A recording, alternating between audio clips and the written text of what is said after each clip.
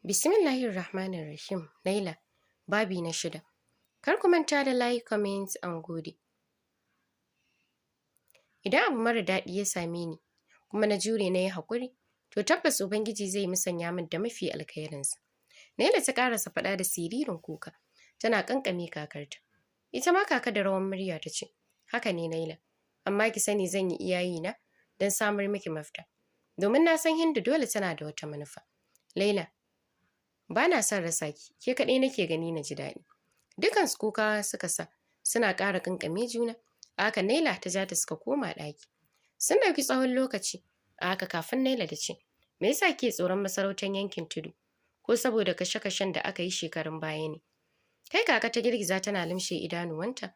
Labarin asalin masarautar kamar yadda marigayi mijinta baban su Mahmud ya ba ta labari na dawo mata. Fuskar Naila ta kalla ta ce, kin sha tambaya ta wane ne Abdudab, su wane ne ƴan uwansa? Ban taɓa baki labari ba, amma yau zan baki ko don ki fuskanci gaba. Masarautar yankin tudu. Sarki Musa shine sarki na farko da ya kawo sauyi mai girma a yankin tudu lokacin mulkinsa. Daga wannan lokacin mutanen yankin suka sami ‘yanci da sauƙin abubuwa da dama da shigowar gwamnatin sama-sama cikin lamuransu. Sarki Musa yana da ‘ya'ya da yawa, maza da mata, daga uwaye daban-daban. Amma wanda ya zarra a cikinsu kuma ya fi ƙarfin arziki shine Abdulyassar Musa da Abdulyassar su biyu mahaifiyarsu ta haifa kafin Allah ya ɗauki ranta.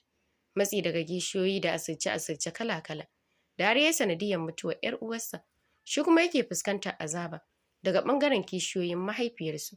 Bayan ranta ya sa mahaifinsa Musa ya ɗauke shi daga cikin ‘yan uwansa zuwa babban birnin Abia wajen abokanan kasuwancinsa don yin ilimin zamani da na addini. A nan babban birnin Abia Abdulyassar Dahab ya zama babban ɗan kasuwa. Kasuwancin zinari yake yi da taimakon Bature Francis, ɗan aminin mahaifinsa, da ya ɗora sa hanya har ya zama a hamshakin mai arziki. Dalilin wannan kasuwanci na zinari da ya ɗauka da matuƙar muhimmanci sama da abokanan kasuwancinsa ya sa suka sauya mai suna daga Abdulyassar Musa zuwa Abdulyassar Dahab. Bayyana Abdulyassar Dahab a yankin tudu a matsayin hamshakin ɗan kasuwa babban abin alfahari ne a wajen mahaifinsa Sarki Musa. Bayan dawowar Abdulyassar, babu wanda ya san dalili gaba mai ƙarfi ya sarƙe a masarautar tsakanin ‘yan uwa biyun da suke aminai, wato Sarki Musa Jamil, kakan Ɗayyib, mahaifin Sufiyan. Abdulyassar bai jima da dawowa ba Allah ya amshi ran mahaifinsa Sarki Musa. A wancan lokacin an so naɗa Abdulyassar a matsayin magajin mahaifinsa ko don ƙarfin arzikinsa, amma ya nuna baya so. Da suka takura ya tattara ya gudu na ɗan lokaci. Dole aka naɗa yaya ga Sarki Musa, mahaifin Sarki Hamma, ƙarfin arzikin Abdulyassar Dahab da taimakon shi ga talakawa.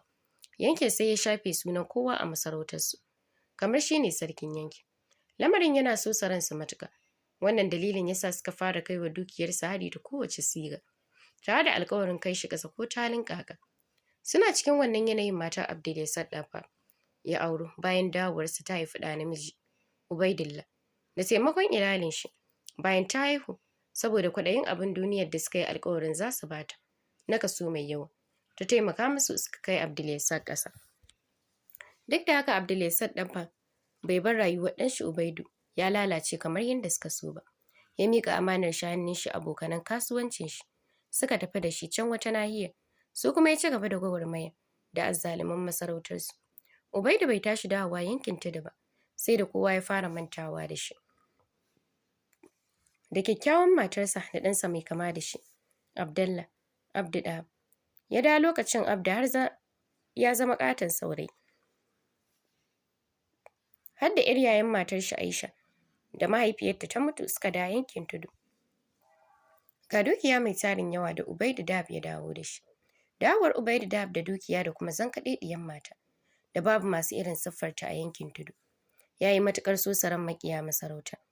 Maimakon su yaba sai su kawo kushewa da aibata Ubaidu Dahab.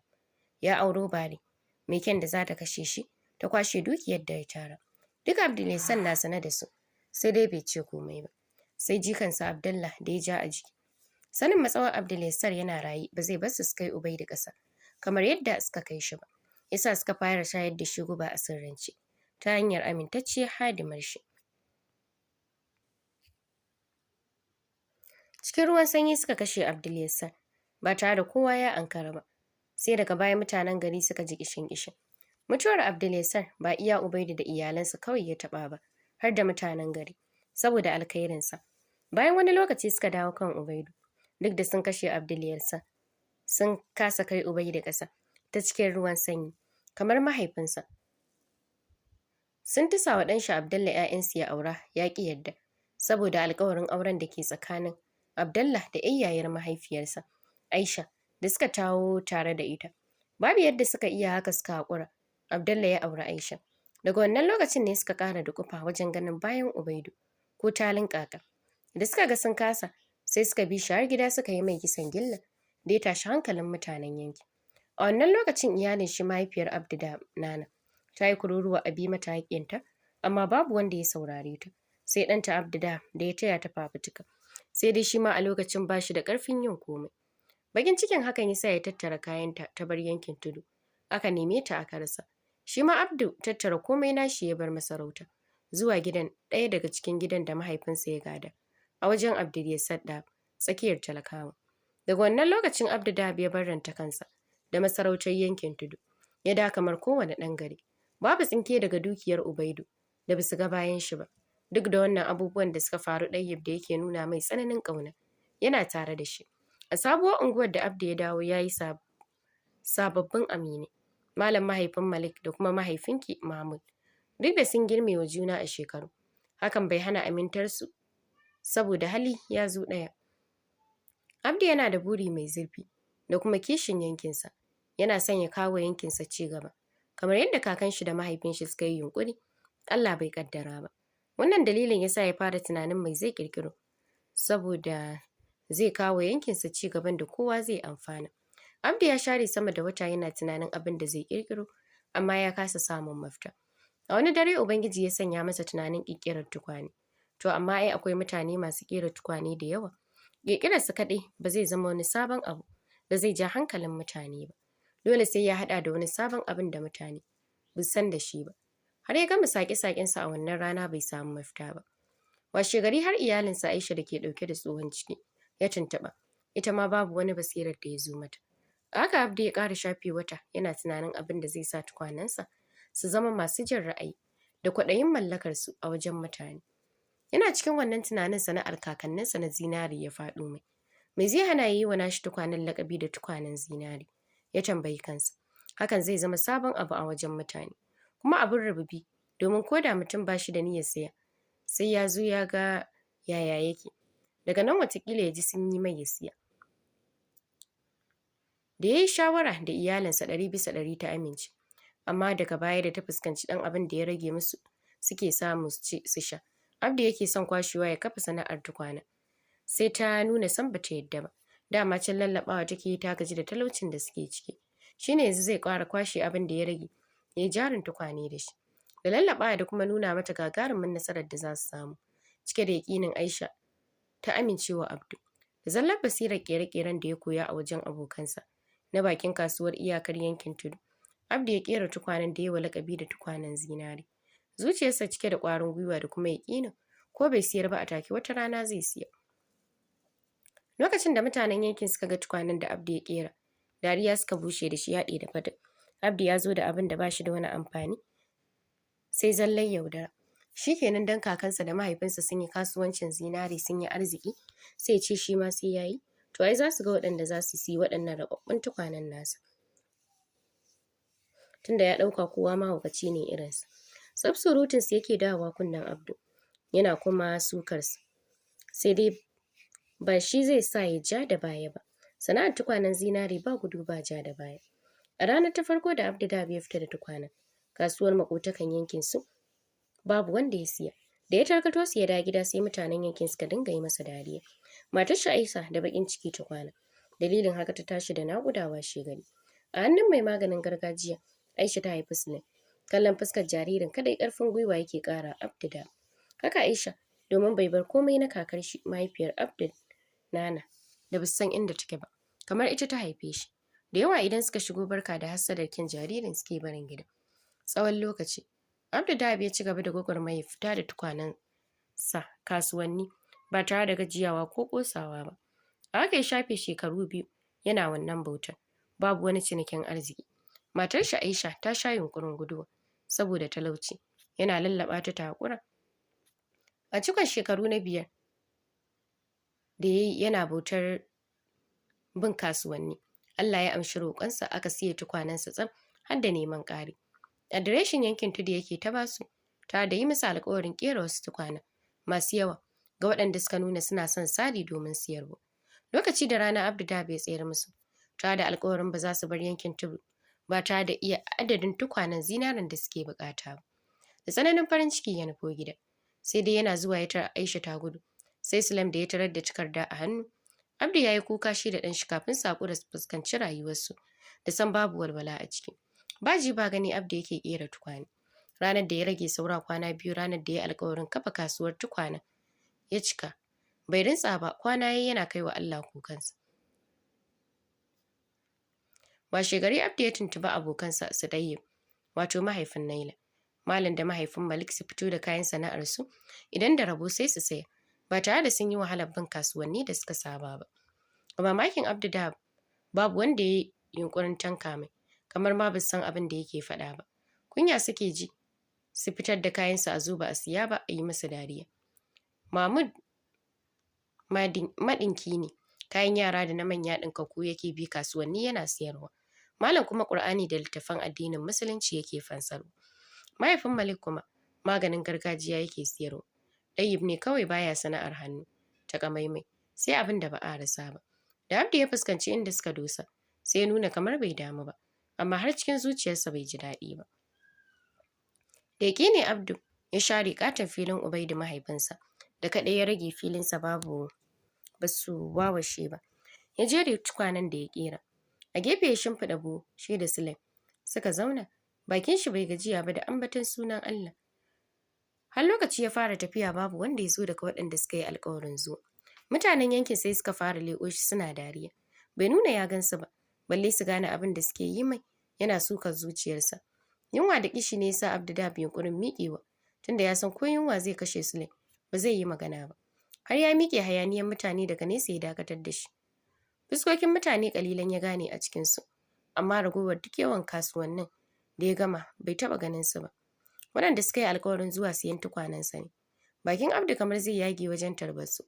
Kafin shuɗewar awa ɗaya sun yi ciniki sun siye tukwanensa gaba ɗaya. Mutum ɗaya a cikinsu ne ya tambayi ina zai samu fansar Ƙur'ani akan sari.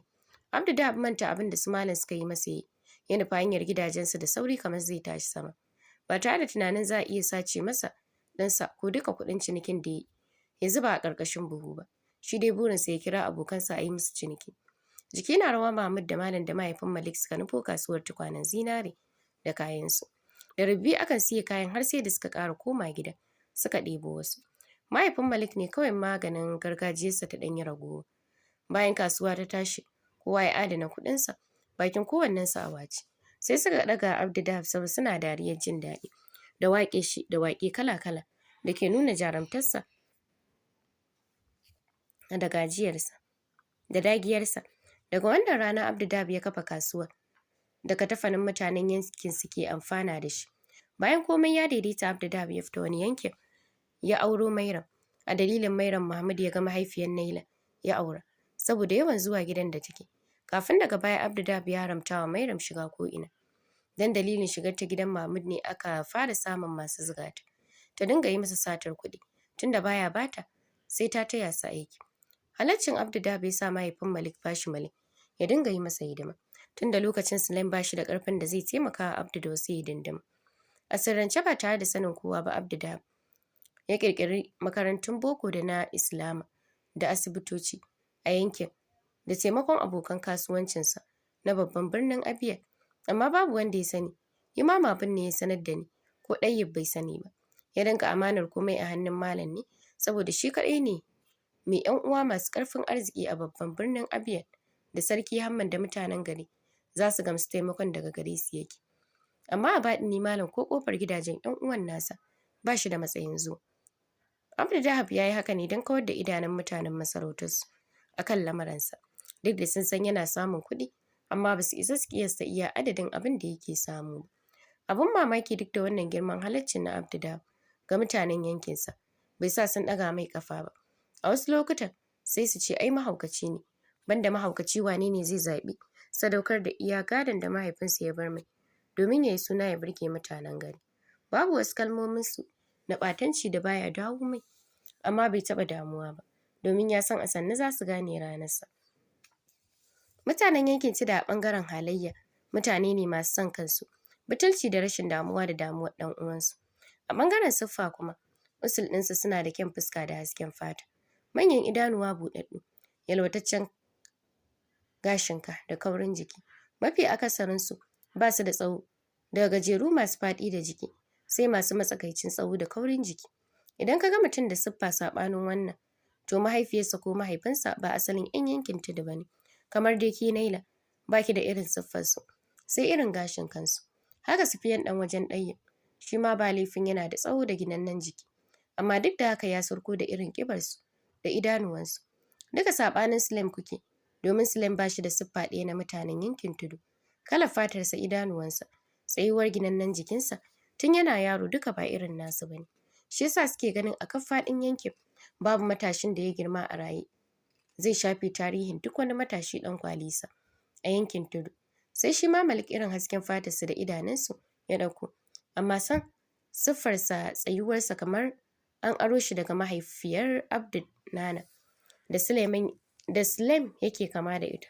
Wannan dalilin yasa Abdu yake son Malik har ranar da waɗanda ba a san su waye ba suka yi nasarar kai shi ƙasa. Wannan shine asalin labarin Abdu da masarautar yankin Tudu, sai kuma abubuwan da suke waɗanda ba ni da sani a kai. Dawowa labari. Idanuwan Naila da suka ɗanyi ja ta limshe tana ƙara ƙanƙame hannun kaka. Ita ma kaka ƙara ƙanƙame hannun Naila ta yi. Cikin kuka ta ci gaba da magana. Suna kashe junansu a bisa son zuciyarsu, ba tare da wani haƙƙi ba. Ba su taɓa nuna ƙin bari ya shigo cikinsu kai tsaye ba, sai a kan ki Naila, saboda talaucinmu. Shi yasa nake jin tsoro da fargaba kar ke ma su kashe min ke a banza, domin ba ni da ƙarfin gwiwa da dukiyar da zan ja da su. Da ƙarfin gwiwa Naila ta girgiza mata kai, tana rungume ta cikin taushin lafazi ta ce, ba zan mutu ba har sai lokaci na yayi. Idan kuma lokaci na yi, ko ba na cikin masarautar yankin Tudu, Allah zai ɗauki raina kaka. Batun cewa a'a, ko ki kai kanki gaban sarki Hamma a bisa ƙin amincewarki, duk mun haƙura mu gaya wa Allah. Insha Allahu zai sauƙaƙa mana. Da haka suka yi bacci hannunsu ƙanƙame da na juna. Washe gari kakan Naila ta tattauna da 'yan uwan mahaifin Naila kansu ba iyayen Sufiyan haƙuri. Naila ta kammala makarantar sakandare tunda saura wata 7. Da yake babu Allah a lamuransu, sai suka taso mata bakinsu a haɗe. A cewarsu su kansu ba su da ta cewa. Duk abin da shugaba ɗaya ya yanke, dole shi za su haƙura su bi. Zuciyar kakan Naila na tafasa, ta nufi gidan Sufiyan kai tsaye. Bayan sun gaisa, kaka ta koro bayanin abin da ke tafi da ita. Wani kallo Hindu take yi mata da soyayyun idanunta da suke ƙananu a tsaitsaye farare ƙal. Murmushi ta yi kafin ta ce, haba Ummu Habiba, kaka, ai da baki zo da kanki ba. Ni dai ina neman afuwarka akan abin da ya faru shekarun baya. Sannan na fuskance ki, amma ba zan iya yanke hukunci ba. Tunda mai gida Jalal, mahaifin Ɗayyib, shi ya tura mutane da kanshi nemar wa Sufiyan auren Naila. Ki bari mahaifin Sufiyan ya dawo. Insha Allah zan isar da saƙonki. Godiya kaka ta yi mata tana yunƙurin miƙewa. Da sauri Hindu ta dakatar da ita ta hanyar faɗin, bari na kawo miki abin motsa baki mana. Kai kaka ta girgiza haɗi da cewa ba komai Hindu. Fuskanta ta da kika yafi komai yi min daɗi. Allah ya ƙara arziki. Duk da haka Hindu bata bar kaka ta bar gidan ba tare da abin da ta yi niyyar bata ba. Dama kuma tuntun ta tanade shi ne, domin ta san har gaban abadan mahaifiyar Habiba ba za ta taɓa ƙaunar ta ba. Bayan Ɗabi ya dawo, ko zancen Hindu bata yi masa ba, sai shirye-shiryen tafiya babban birnin Abiyar da suke yi, domin duba gidan da Sufiyan zai zauna da Laina. Saboda a gaggauce take son a yi komai. Duniya ta san da zaman ɗanta. A bangaren kakan Naila bayan ta koma gida, ajiye tufar da Hindu ta bata ta yi a gefe, tana baiwa Naila labarin abin da ya faru. Murmushi mai tsayawa a iya saman laɓa Naila ta sake, zuciyarta a raunane. Da nishaɗi kaka ta ce, kin ji daɗi ko biki ji ba Naila? Naila sai da ta haɗiye abin da take ji sannan ta ce, na ji daɗi kaka. Allah ya biya ki da alkhairinsa. Kaka ɗauke kanta ce tana amsawa da amin. Da yammaci aka turo ana sallama da Naila. Bata tsaya ɓata wa kanta lokaci ba ta zura doguwar riga da aka yi wa ado da saƙi baƙi da madallaɓansa. A tsaye ta hango Sufiyan ya yi ado cikin ƙananan kayan da suka dace da siffarsa. Fuskarsa ta maza masu raina mutane na tsaye ƙyam a kan ƙofar gidansu. Mutanen yankin kowa ya wuce sai ya waiwayo ya ƙara kallon shi. Shi kuma yana ƙara hura siririn hancinsa. Tsabe ke ƙarewa Naina kallo haɗi da wasafa yadda zamansa zai kasance. Tana da komai da yake so dangane da ƴa mace. Abu ɗaya ne kawai ya yi mata cikas a wajen shi. Shi ne rashin zamantowar 'yar hamshaki ko wayayyiyar babban birni.